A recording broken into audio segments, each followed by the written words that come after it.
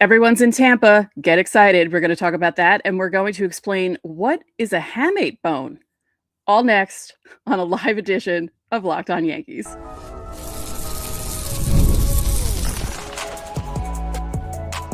You are Locked On Yankees, your daily New York Yankees podcast. Part of the Locked On Podcast Network, your team every day. Welcome to Locked On Yankees, which is part of the Locked On Podcast Network, now the #1 sports podcast network in the country. I'm Stacey Gotsoulias alongside my co-host Brian McKeon. We'd like to thank you for making Locked On Yankees your first listen every day. Welcome to our first live edition of spring training. Yeah, pretty crazy, right? Yeah. On today's show, we're going to explain what a hamate bone is because everyone in baseball seems to be breaking it lately. The Orioles also made an interesting signing that affects the AL East, so we'll talk about that in segment 3. Jasson Dominguez starting the year in AAA could happen, couldn't happen, or may not happen. We'll talk about that too. But first, even though really just pitchers and catchers were supposed to report, everyone reports. Like no one really, you don't hear about people holding out and waiting till the last minute to show up. Basically every Yankee's in camp. Aaron Boone spoke yesterday, and we're going to discuss some of the things that Aaron Boone said and other fun spring training notes, like something that Brian is very happy about that he texted me a few minutes ago. Believe it or not, too, I actually am happy with the way Aaron Boone spoke, which is rare coming from my mouth, but I am actually pleased with the things that he said during spring training. I actually think his introductory press conference was pretty positive, and that's not from an Aaron Boone note of positivity, pretty positive from my point of view. Yeah. Just in case you guys didn't know, this is going to be Aaron Boone's, like if you didn't realize it, it's going to be his 9th season as Yankees manager, which is crazy to think about how long that is, but also how fast it's flown by. Yeah, it's crazy that it's been 9 years. It's almost a decade, and it's going to be a decade. Yeah. It is crazy how long he's been the manager of the Yankees. Yeah. So let's get into the first thing. This annoyed me when I saw it. Okay. I actually saw it on Reddit. And it said that Boone said Ben Rice could catch a bit more, if only marginally, with Paul Goldschmidt back. That'll depend on how the roster shakes out, among other factors. Rice is expected to primarily play first and regularly against lefties, though. So part of it I'm fine with. The other part, I'm like, just keep him as the first baseman, please. Yeah, we're also, Boone, I guess didn't acknowledge, but debuted calling Rice Benny, which I guess is the new baseball nickname that we're calling Ben Rice now. Well, you know how they add E's to every, like he's I know. Judge Judgy, which I liked Ricey a little more though. Right? Benny, he's not a Benny. He's Benito, okay? Yes. He's Benito Aros. He speaks Dominican Spanish fluently to the point where Dominican Spanish speakers are like, he speaks better than I do, and he sounds like us with the accent. He's I want him to be Benito Aros. They need to get that. I'm okay with that. Benny, I'm not okay with. But regardless, I think of Betty and the Jets, don't you?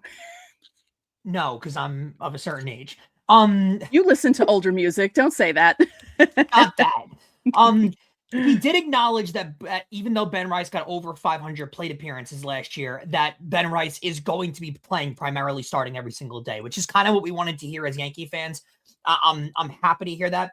He did also relay later on in that statement that they don't expect him to catch on a regular basis. Like it'll be one of those things where he can fill in as a catcher here and there, but I don't think they're going to give him regular start time. He did say too, which this gave me a lot of positivity to hear from. Ben Rice is prepared for everything. He's earned that next step. And he did say he sees Goldschmidt playing a big role, but more of a role player if they're healthy. That's all I wanted to hear. Right. I didn't want to hear that he was going to play regularly against lefties and Goldschmidt's going to get, I don't want Goldschmidt playing in 60, 70 games unless something goes horribly wrong. So as long as he's a role player on a healthy team, exactly. As long as he's a role player on a healthy team, that's exactly what I wanted to hear out of Aaron Boone, and it's exactly what we were kind of relaying earlier in the week when they announced they were signing Paul Goldschmidt. So how do you feel about this? He says that both Gerrit Cole and Carlos Rodon could possibly pitch in some spring training games. I'm not shocked at all. I mean, these guys are Bulldogs who I think were always determined to get back earlier than later. So I'm not shocked at all. He did say that Rodon is a little bit of ahead of Cole when it comes to throwing, which is a good thing. And I think that always kind of was the case, that you were going to see Rodon before Gerrit Cole. Yeah. But it's funny how some of these injuries across all of sports, right? The ACLs and Achilles and Tommy John surgery, it used to always be marked as, oh, he's out for the year. He's out for a year. He's out for a year. That's never the case anymore with these guys. Like, medical technology has gotten so good. These guys are back in an instant from these injuries. It feels like it's 8 months and these guys are back already. So really cool to see. I still don't think you'll see Gerrit Cole by opening day or Rodon, but it looks like Rodon now you could see 2 or 3 weeks into the season, which is a really positive note. Yeah, I don't want Cole especially to think he has to rush back. I hope he doesn't have that feeling where he thinks he has to, like I want him to be careful. I don't know if he'll think he has to. I think it's going to be more of the competitor and the athlete in him that also hasn't pitched in over a year, that wants to be on the mound and wants to compete and wants to be out there. Speaking of which, this made me just emphatic when I saw this. He was very excited about this. Gerrit Cole showed up to spring training with a full beard. And first of all, I know Brian Cashman and Hal Steinbrenner, when they got rid of the beard policy last year, did say they don't want any Duck Dynasty beards and they don't want anything going crazy. If there's one guy that's going to be able to get away with having a crazy beard, it's Gerrit Cole. So let Gerrit Cole do whatever the heck he wants. But I do want to remember this, Stacey. The crazy year that Gerrit Cole had in Houston when he didn't win the Cy Young somehow and had like 20 wins and a 1 ERA and was just at 300 strikeouts. Yeah. Gerrit Cole, that was the year he had the big bushy beard in Houston. And man, I hope he brings that back, because bearded Gerrit Cole is a really good Gerrit Cole. Well, it's really funny because when they ended the beard policy, Gerrit Cole even joked that he was afraid to grow one because he wasn't sure if he was going to have gray hair in it, and he didn't want to see the gray hair in his beard. And I guess during the time off that he had when he was rehabbing from his injury, he realized, oh wait, I'm still okay. I don't have enough gray hair to not grow the beard. So he is a better. It's one of those things. Remember when CC Sabathia would always say that he performed better when he was overweight? Yeah. Mass equals gas. Gerrit Cole, I think, does perform better with the beard.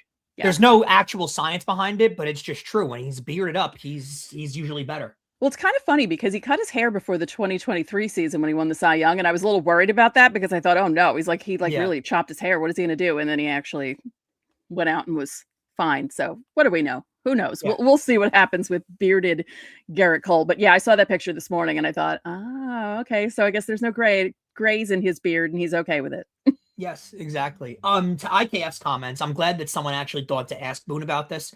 And I genuinely thought, and I'm pretty sure. Wait, hold on. Let's explain, because some people might not know what IKF said. It did make its circles around baseball. Basically, they asked IKF, not even asked. He kind of offered the information. Yeah, he volunteered the information because when you go to the Red Sox, you have to trash the Yankees in some way, and he felt like doing that. I don't know if it was fully trashing the Yankees. We did kind of acknowledge this too. I think it was a little half and half. It was half trashing the Yankees and half building up the Red Sox. But he basically said when he was on the Blue Jays last year, the Blue Jays were glad the Yankees beat the Red Sox because they would have rather faced the Yankees than the Red Sox because they were more scared of the Red Sox. That comment was brought up to Aaron Boone, and they asked his opinion on that comment. And I'm actually very proud of Aaron Boone because Aaron Boone's response was, I guess IKF was right. Because the Blue Jays did make pretty easy work of the Yankees. And you know what, Stacey? I kind of like that comment out of Aaron Boone because rarely do you see Aaron Boone take accountability like that. More often than not, Aaron Boone says, I don't know if he was right. We were the better team. A couple balls bounced different ways. I still believe in our guys. A whole bunch of nonsense that we knew was going to come out of Aaron. That's not what happened here, Stacey. He was very honest. He acknowledged IKF was probably right because the Blue Jays won that series pretty handedly, and they got to be better next year. And I do think there was a little bit of a dig thrown by Aaron Boone at IKF where he was like, a little bit of a surprising comment coming from IKF, but, whatever. So he did kind of acknowledge, like, maybe if Vlad makes that comment, if Trey Savage makes that comment, all right, maybe we shut up because those guys are stars in the game. IKF, not the guy that couldn't run fast enough to help them win the World Series. Maybe he shouldn't speak. Okay, dude. But whatever. I mean, again, he is right because they did win that series pretty handedly. But I do like that Aaron Boone took some accountability there and didn't just take not the high road necessarily, but didn't just take it as a chance to prop his team up and make it sound like, no, they were in the series the entire time. Just to calm some of you down too, Stacey. I know this probably calmed you down too. They asked about Giancarlo Stanton. Remember about a year ago when Giancarlo Stanton showed up to Florida and it was news to everybody that tennis elbow existed in both elbows? And then Stanton went out missing more time than we could have ever imagined. Boone did announce that Stanton is showing up to camp fully healthy and ready to go, including, by the way, the chance that Stanton could play outfield. He said he's a full go at all positions. So they're not going to use him in the outfield if they don't need him, but okay. I mean, it's good enough that he's healthy. We don't need to picture, everyone getting injured and them having to play Giancarlo Stanton in center field because they have no outfielders left. I'm just overall glad that we heard that Stanton's healthy. That's all that matters to me. Yeah. Now, this last item I have to mention, it's not even a big deal, but I just love this guy's name so much. So Gary Phillips reported that Rule 5 draft pick Cade Winquest, love it. Sounds like, I don't know, like a video game character. He's a bullpen hopeful, and he added a sinker to his arsenal, and he's happy with the pitch development so far. So, another dude for the bullpen who's trying to make it, but with a really cool name. Came from the Cardinals system. They got him in the Rule 5 draft. I kind of like this. This might make no sense to a lot of people, and that's totally fine. He has a bullpen pitcher name. Yes. That is a bullpen pitcher name. Coming into pitch, Winquest. On a quest for a win. I mean, come on. Here's Cade Winquest, has a 1.34 ERA this year in 66 appearances. Like it just works. Yeah, it really does. It's like the perfect bullpen name. His parents must have known something. Good work. All right, coming up. Will the Yankees start Jasson Dominguez in AAA this year? We'll discuss their rumors, their quotes from Boone and Cashman. We're going to discuss it all next. Hey guys, you know that tax season doesn't have to take over your life. This year, TurboTax is making it easier than ever to just hand things off and move on with your day. Now with TurboTax Full Service, you can have your taxes done for you by a trusted local expert from start to finish without all of the guesswork. Instead of spending hours trying to figure out forms, you can meet with a local TurboTax expert in person or connect with them online, and they'll handle everything from W-2s to self-employed forms and work for you to get every single deduction. You can upload your documents, go about your day, and get updates right in the TurboTax app. It's a huge time saver, and it gives real peace of mind knowing that an expert is handling your taxes. Now, for a limited time, you can have your taxes done by a local TurboTax expert for just $150. That's all in. If a TurboTax expert didn't file your taxes last year, just file by February 28th. Take taxes off your plate and get back to your life. Visit TurboTax.com/local to book your appointment today. We want to thank you guys for making Locked On Yankees your first listen of the day, and thank you for making Locked On the #1 sports podcast network. Are you not in the Everydayer Club? Well, it's time to join. You can get ad-free episodes on every single major podcasting app. That's including Apple, Spotify, and all the other podcasting apps. You'll also get access to our members-only Everydayer Club Discord, just for Locked On Yankees listeners, where we drop breaking news, we'll tease upcoming shows, and we'll talk through games in real time, complaining, celebrating, going through the decisions that Aaron Boone, I'm sure, will get wrong throughout the regular season. Plus, you can score exclusive discounts on Locked On merch, get 60% off additional Everydayer Club subscriptions from your other favorite New York teams. Join now at lockedonyankees.supercast.com. And if you're watching on YouTube, there's a QR code in the top right-hand corner of your screen where you can click on, scan, and it'll take you right to the link that's also found in our show notes to join the Everydayer Club. So, Stacey, there has been talk going on that Jasson Dominguez could potentially start the regular season in AAA. I don't love the fact that Jasson Dominguez played all of 2025 in the field with the Yankees and with the major league club, and now we're going to demote him. And however they want to phrase it, that's what this is. It's a demotion. This does not feel good for a young player that you have a lot of confidence in. However, the Yankees did offer up some information that does give me a little bit of hope towards a better outcome. Right. Two-time guest of the show, John Heyman, had reported the other day that it was a possibility that Dominguez could start the year in AAA. Brian Cashman acknowledged that he had considered optioning Dominguez to AAA during the second half of the 2025 season, but he ultimately decided against doing that, which is interesting. Yeah, I actually think it might have benefited him to do that at that time. I think so too, because by the end of the year, he wasn't really doing much of anything, and it would have been better for him to work on some stuff while he was down in AAA that he couldn't work on because he was sitting on the bench. And clearly they had acknowledged that they're not going to play him on a full-time basis at some point in the year. So why not keep it that way and just let him play at least full-time in the AAA level? Plus, with getting a half a year of experience in the major leagues, he probably would have tore it up in AAA. Like, it would have given him a crazy amount of confidence coming into this year. So it does weird me out that they just chose to keep him. They thought it was more beneficial to have him at the major league level and sit on the bench as opposed to playing every day in AAA. This is exactly what Cashman said. He wasn't playing. I could have sent him to AAA. I didn't think it was right to do either. He provided the chance for us to run into something off the bench, especially with his speed to go along with Caballero. But I still think there's some upside there. Well, then, but if you're going to acquire Caballero, why do you need two guys that are speedy guys? Right. You have the speed element on your. Well, they also acquired Caballero to help out with Volpe. Yeah, exactly. Yeah. I don't like the end of this quote. I still think there's some upside there. He's a young player who went through one season. Like, still think this isn't a guy who's played 5 years and struggled. He's played 1 year. Like, I don't. But there is a quote that Cashman says later on in the MLB.com article that makes more sense than that. Like, you know how Cashman will say things and then he'll almost contradict himself later on, and that's kind of what happens. Well, I like that he went here with it too, where he did acknowledge that he envisioned more play time for Dominguez, but the fact that Trent Grisham had such a great offensive year kind of made it more difficult. That is true. We've been kind of saying that all year. Oh, well, that was pretty evident. That's what happened. It was, if Trent Grisham was out there and he only hit like 10 home runs and wasn't really doing much of anything, it would have been completely different. They probably wouldn't have re-signed him, or they wouldn't have given him the qualifying offer. So things would have been a lot different. Yeah. Well, I don't know where we're going to have to really break this down into a fine powder, because I think this is going to become one of the talking points of spring training is whether or not Dominguez is going to make the major league roster or not, and whether or not it's beneficial or not. Right. Because you don't want to hurt the kid's confidence. I know major league teams are very, very, very prone to that. Like, they're in on keeping guys at a confident level and their mental health and all that kind of stuff, which is important, but that's a big talking point in major league clubhouses. So do you really want to have Dominguez not make the club this year after making it last year? That's a kind of an iffy thing. Also, let's see if this provides some motivation for Dominguez in spring training.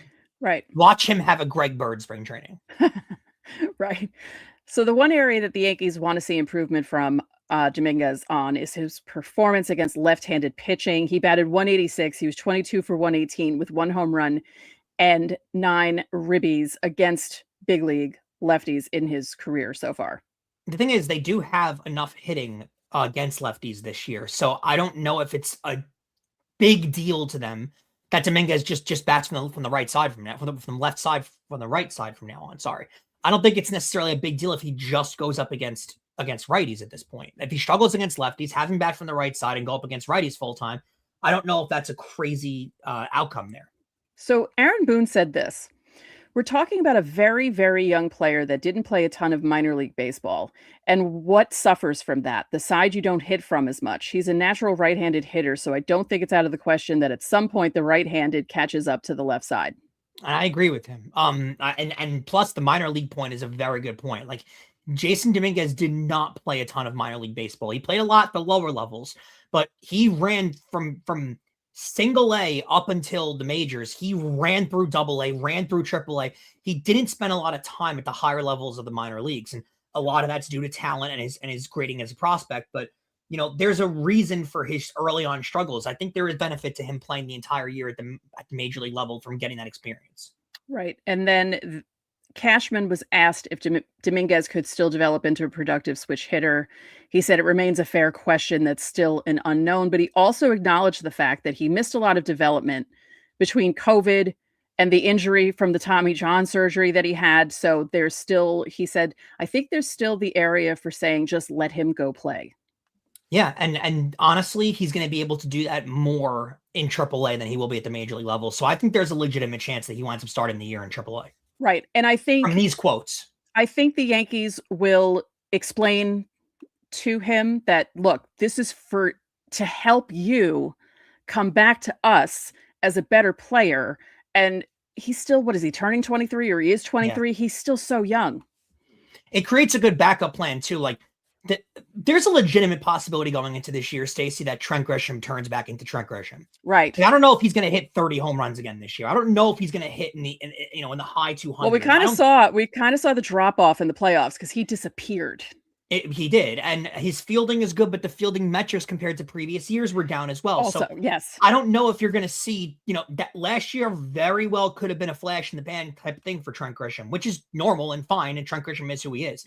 But if Trent Grisham struggles this year, and Cody Bellinger is very capable of playing center field, and Jasson Dominguez is down in AAA tearing it up in Scranton, there's a very good chance they call him up sooner rather than later and have him play left field full time. He's already got the major league experience. He's already been here. So I don't think it's a crazy thing to at least get him full play time for maybe April and May, just to let him get his feet wet and play on a regular basis.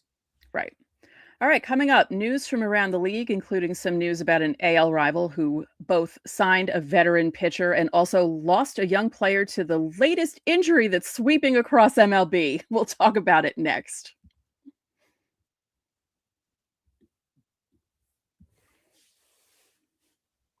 You knock on wood if it's around you, because I am waiting for the next for the Aaron Boone press conference where a Yankee has a hamate bone injury, because dear God, is everyone getting their hamate bone injured? It's crazy. There's like 3 guys in Major League Baseball in the first 48 hours of spring training that went down with this injury. So the first one was Francisco Lindor. There was irritation with the hamate bone. Then it turned out he had to have surgery. And then you found out about Jackson Holliday going to miss time because he had a hamate bone injury. And then not even, what was it, like 20 minutes later, literally, the Diamondbacks announced that Corbin Carroll's going to be out because he had to have surgery on the hamate bone. So what exactly is the hamate bone? It's a small, typically less than an inch wedge-shaped bone located in the wrist. On the pinky side, it has a small hook-like projection. It's called the hook of the hamate. Think of it like a tiny coat hook. It serves an important purpose. It's the attachment point for the transverse carpal ligament forming the roof of the carpal tunnel. Unfortunately, it's very, very fragile, as I just don't understand why this injury is suddenly popping up. From what I've read online, baseball players over the last really half decade, it's become a more obsessive thing over working out your forearms and getting that forearm strength really, really, really strong. Not that it's never been the case for baseball players, but obviously when there's more of a stress on working out certain parts of the body, people start figuring out different ways to work out that part of the body. I don't have any inside information on this. My thought and my presumption is these guys are trying new types of workouts to get their forearm strength up and innovative kind of things. And once one of these workouts gets out there, it kind of circles the league really quickly. Like there's a good, I don't know this for fact, there's a good chance Corbin Carroll and Jackson Holliday and Bobby Witt Jr., all these guys know each other. And all these guys know each other's trainers, and all these guys, there's a network going on about young baseball players. There's a good chance all these guys are working out their wrists and their forearms and their hand strength probably the same way, probably with new workout formulas that these guys are all under, and they're all hurting their hamate bone, and they've all hurt their hamate bone this offseason. So that's just the speculation out of me. I don't really know. Bobby Witt Jr. also hurt it?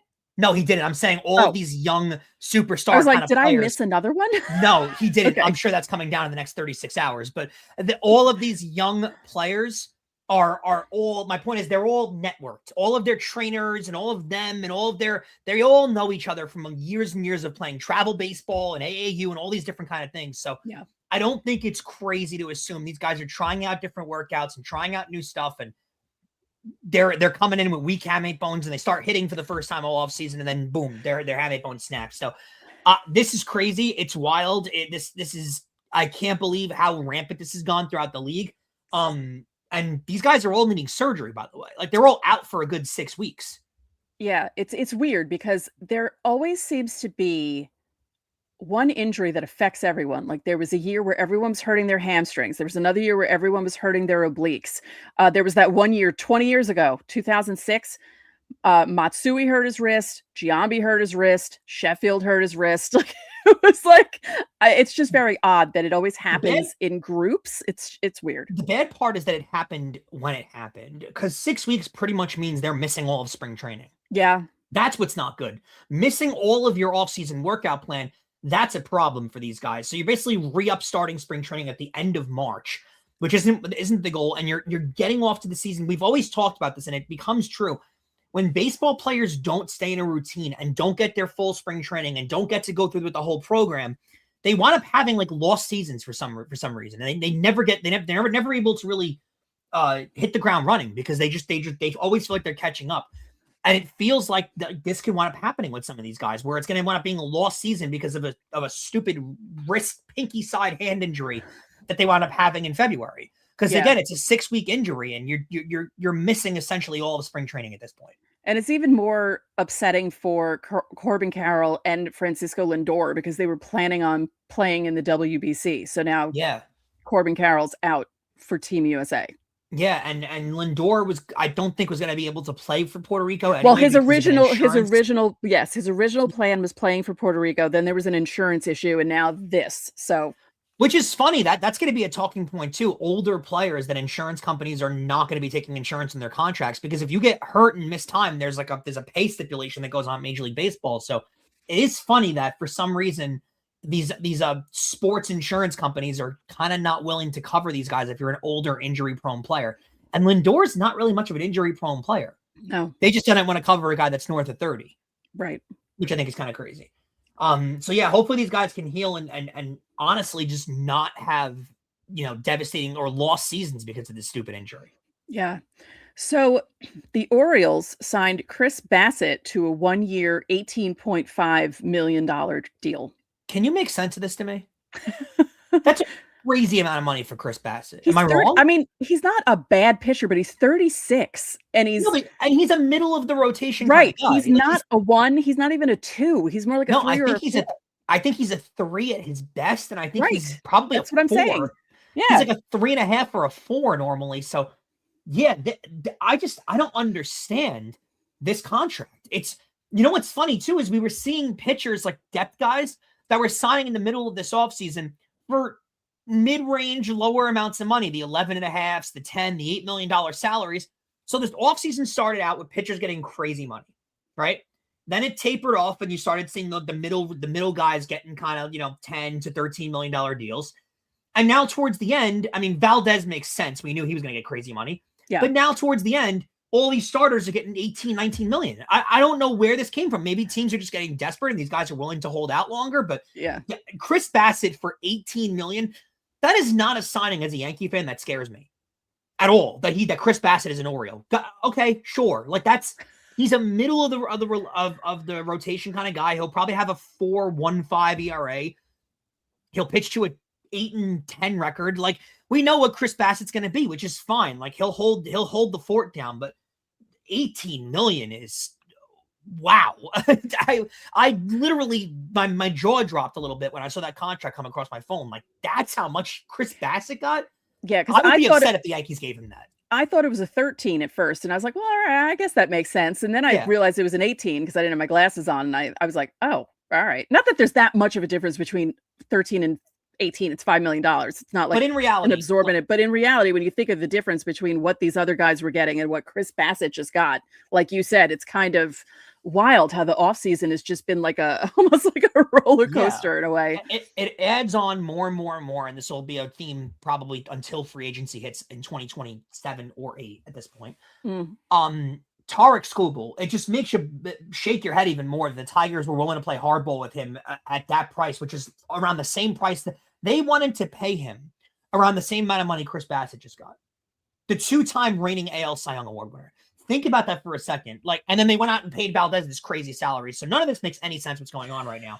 Yeah. Let me ask you this though. Going into next year, how much of a difference do you think you're going to see production level from Chris Bassitt and Ryan Weathers? Probably not much. Right. And you keep saying next year. It's this year. We're here. It's this year. Well, yeah, true. You know what I mean? I'm not in next year. We don't even know if they're playing next year. It's true. Yeah. But seriously, like production level, how much of a difference do you really think you're going to get from Ryan Weathers and Chris Bassitt? Right. Oh, by the way, not much. Let me mention, you know how they show the guys walking into camp? Like it was pitchers and catchers walking in yesterday to get their physicals and stuff. And Ryan Weathers, the social media team films these guys and he's like, do I go here? Like he was pointing like, where do I go? Yeah, he didn't know where to go. Speaking of which, did you see how Cashman showed up in like a full athletic fit look? I knew people were kind of angry about it, but why? Who cares? After COVID, you see what basketball coaches look like now. Who cares? Yeah, I didn't like. I don't need people that were freaking out. I don't need Brian Cashman to show up in like he doesn't need to be in a full suit. Yeah, like I couldn't care less. It was just he did it. I guess the thing that kind of shocked me, he was dressed with a little bit of swagger. Am I wrong? Like Cashman did have a little bit of swagger going on. He had like the fitted tracksuit going on with the baseball cap. So I did find it a little interesting that Cashman showed up all fit in shape, looking like he's about to hit the gym. That was kind of cool to see. Also, this is wild too. Just as we close out the show, did you see that the Phillies basically said to Nick Castellanos, "Yeah, we're good. Don't show up." I mean, what happened between the Phillies organization and Nick Castellanos? Something behind closed doors clearly has happened between him and the upper management, but they told him not to show up to spring training as they seek out a trade partner. So, yeah, absolutely insane stuff right there. I think they'll find a trade partner because Nick Castellanos is a productive player, but that is something crazy must have happened with them between the front office and Castellanos, where they basically told him, "Yeah, just stay home. We'll tell you where to head." Yeah, don't even bother showing up because that would have been very awkward anyway. Because they've been trying to get rid of him for a while, and I mean, I kind of understand the rush? I don't know. I'm not sure. Like he's a solid player. I'm not that in tune with what's going on with the Phillies. I need to find out from my friends who root for the Phillies, like what has been going on because it's very odd. Concerning. It is. It's odd. It's also, I don't know, like, don't you feel bad for him in a way? Like, look at his contract. You're I know, but like you get paid to play baseball and you're being told by your team, don't show up. Don't even bother. Yeah, it's tough, but you know, I'm sure he'll land on his feet. They'll find a trade partner. Yeah. All right. Well, thank you guys for tuning into this live edition of Locked On Yankees. Make sure you subscribe and follow us so you get all the latest updates. You can also follow us on Instagram at Locked On Yankees, all one word, TikTok at LockedOn_Yankees. If you never miss an episode, the Everydayer Club is built for you. You get ad-free episodes, which is the best thing ever. Members only Discord access. You can buy merch, which I'm wearing. I'll show you in a second. And discounts for other Everydayer clubs for all the different New York teams. If you want, you can join Knicks, Giants, Rangers. And if you're watching on YouTube, I have a t-shirt and a sweatshirt so far, but I'm going to get more because why not show off Locked On Yankees everywhere. If you're watching us on YouTube, you can head over to the first ever 24/7 Locked On Podcast Network channel. If you're listening on audio, you can listen to Sully on Locked On MLB. Make him your second listen. So that'll do it for this edition of Locked On Yankees. I'm Stacey Gotsoulias. And I'm Brian McKeon. We'll catch you guys tomorrow.